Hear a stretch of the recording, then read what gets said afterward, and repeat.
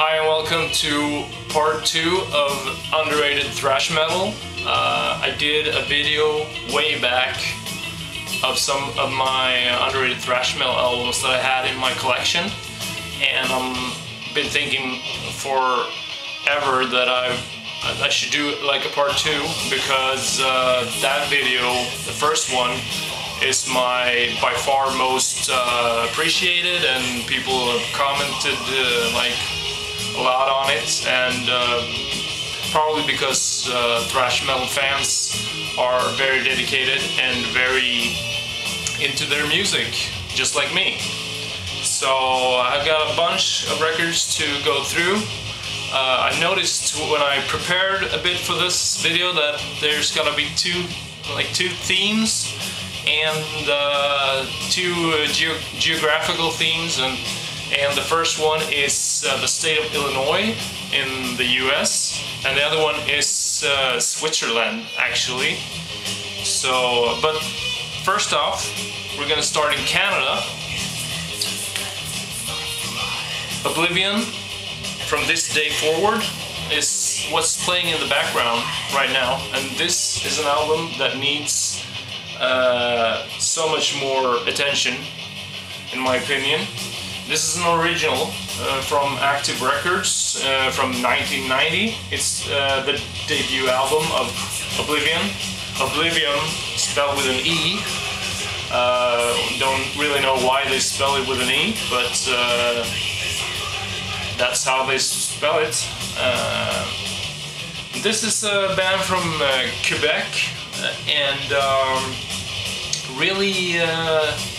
really interesting band, very progressive and very technical, and really undiscovered gem, I would say, for a lot of metal fans out there.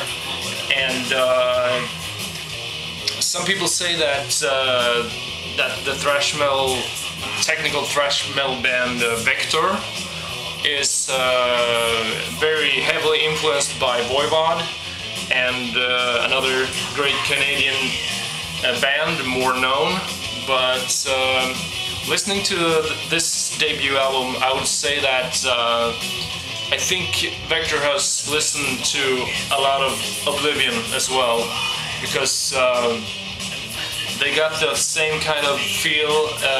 The vocals, as you can hear, are way harsh, almost black metal, death metal feel to the vocals. Stéphane Picard is the vocalist, and they got a great eerie sci-fi atmospheric vibe to their music as well as Vector has. So I would say these are like the predecessors to Vector. Yeah, that's the first band. That's the first record. Let's see. Okay, let's begin with our first theme, the State of Illinois theme. This is Burnt Offering, the self-titled debut by Burnt Offering. It's from 1989, and I don't know much about these guys. I know that Jim Martinelli has played some with Paul Speckman of Master, and that's like the only thing I know about these guys. But this is some really, if you like Slayer, there are a lot of bands that are influenced by Slayer, of course, and these guys are influenced by Slayer, but still with a bit more off-kilter rhythms and stuff like that, and bridges and parts that, but still, when they get going, when they get fast and start riffing fast, it's heavily influenced by Slayer, which is, I mean, that's a good thing. So not much more to say about this one, but you need to check it out. Great vocals and great guitar riffs. The second Illinois band is Sindrome, the unsung heroes of underground thrash metal back in the late 80s and early 90s. Finally, Century Media released both their excellent demos on a disc, both on CD and on vinyl. And I had immediately when I saw that this was being released, I was like, I'm getting this, because I've listened to these demos a lot online for many years. And the first demo is called Into the Halls of Extermination, and that's the A side. And then the B side is Vault of Inner Conscience. And I think the first one is from like 87 or 88, and the second one is from 90 or 91. I'm not sure right now. But the story, I guess, is pretty well known by now. But the Sindrome was a band that were heavily touring back in the days with like Death, and they were like known and respected thrash metal band when it came to like their live performances and stuff. And then they recorded these two demos that are like, I even hate to call them demos, because the production of the demos originally was so great, and had like the luxury covers and printed everything, and I guess they were waiting for a great record deal and everything, and I don't know, it just fell through and time passed, and yeah, and they disappeared into obscurity, more or less. But this is an amazing reissue or compilation by Century Media. It comes with an album-sized booklet. It's got like tons of stuff. It's got the lyrics, of course, and it's got the whole like story, and also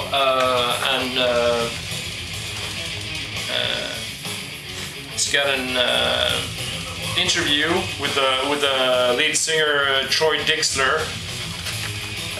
You see here, it's packed with photos and stuff. Yeah. So and I have to say, when it comes to Sindrome's music, it's I especially like the second demo, Vault of Inner Conscience, and like the opening track, Descending into Madness, and the third track, Astral Projection. It's just amazing. They got they're slightly technical, progressive, but not in the sense that it becomes like overtly technical, but because they never like loses that power, that punch. And but Troy's vocals as well are very. I hate to say. This might sound like a negative thing, but I would say that Troy's vocals and the whole style of Sindrome was like a proto 90s metal, has almost a proto 90s metal feel to it, but in a good way, because besides like death metal and stuff, I have somewhat a hard time with a lot of the 90s metal, but still, Sindrome had a very like modern feel, and the vocal delivery is very intense and controlled in a way that feels almost like the best part of the 90s, but yeah, but they were way ahead of their time in that aspect. So check Sindrome out. Finally, they get some credit where. And the third State of Illinois band is, of course, Numbskull, Ritually Abused, and the 1988 debut album by Numbskull. This is a reissue as well by Relapse, finally also available to people who can't afford to spend gazillions of money on like originals. But Numbskull is by far one of the most intense thrash metal bands ever from the 80s. And I mean, this album is on par with Morbid Saint. Actually, I feel a connection almost between Morbid Saint and Numbskull. These guys are just it's so hard to describe something, because there were a lot of intense bands in the 80s, but when you hear this album for the first time, you're taken aback by how intense it is, the vocals and the guitar, the riffing, and the whole production. It's like a sonic assault, heavily like a wall of thrash with tiny hints of death metal as well. Really innovative trailblazers, and should be really more credited for what they did on this album. So you have to check this one out. Comes with the lyrics, and that's about it, I think. But yeah, if you like Morbid Saint and Demolition Hammer and yeah, some of those bands, check this one out. Then we have Reverend. Reverend is, I guess, it's mostly known because of the singer, David Wayne, the late great Metal Church, original Metal Church singer. And this is the project that he started when he left that ship, so to speak. And this is World Won't Miss You, the debut. And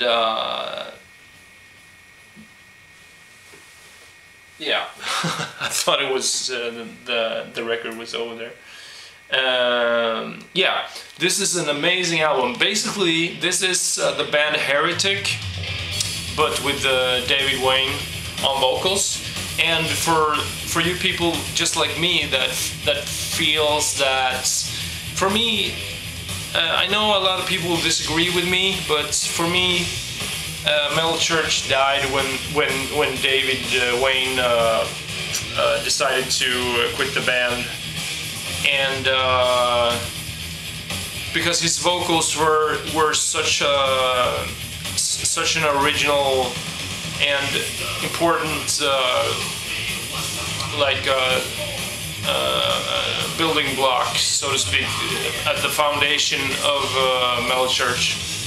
And actually, Reverend feels like a very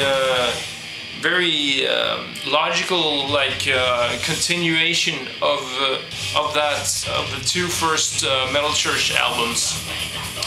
It actually doesn't.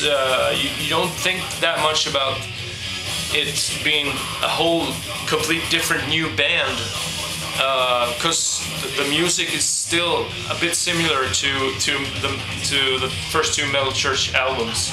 And I must say that David Wayne's singing on this one is probably the best, some of the best vocals he's ever done as well. My favorite songs are Another Form of Greed, which is like a perfect heavy, metal church kind of like song, but also he sings. There's some softer parts, almost like ballad, like melodic parts on this one as well, where he sings like Scattered Wits is an amazing song that is like, he sings in a way that he didn't sing in that style actually on the Metal Church albums, and it's an amazing style. It's kind of a dark and melancholic way, really brooding, yeah. I really like that singing style as well, so yeah, you have to check this one out as well. If you like the early Metal Church, you love this one. Next up, the Horde of Torment. This is a pretty unknown band from Las Vegas, and Product of a Sick Mind, this one is called. And actually, Product of a Sick Mind is their second demo, the name of the second demo. So this is a compilation of their two first demos, actually. And they split it up like the A side and the B side. And I would describe these guys' music as, if you think of Sadus, but like if Sadus were more of a like crossover sounding band, because the vocals of Kevin Leonard is a bit more like hardcore, like shouted vocals, but still they got the really fast intensity of like Sadus, not really up to the standard of Sadus, of course, but still underrated and still worth a listen. And if you find it, probably can find it pretty cheap, you should get it if you're a die-hard thrash fan. Next one is a UK band, Energetic Krusher, and this is a pretty rare British gem, I would say. It doesn't fall into the category of a lot of the UK thrash bands back in the days. This is from '89. Path to Oblivion, it's called, and it's basically almost a death metal album. It's death thrash, but with very gruff, like almost growl death metal vocals, and excellent songwriting and really high standard on throughout the album as well. And also a bit I can understand that people, especially in the UK, didn't know what to think about this album, you know, with the logo like looking like almost like old school graffiti or something like that. And but it's an amazing album, way underrated, way underrated. One of the most interesting and best albums to come out of the UK thrash scene in the late '80s. Next up, let's see. I think we'll be done for this time. I had some more here, but I feel we're running out of time, so I'll do volume 3. Just like tomorrow or something like that. So yeah, I hope you enjoyed it. Stay tuned for part 3 coming really soon.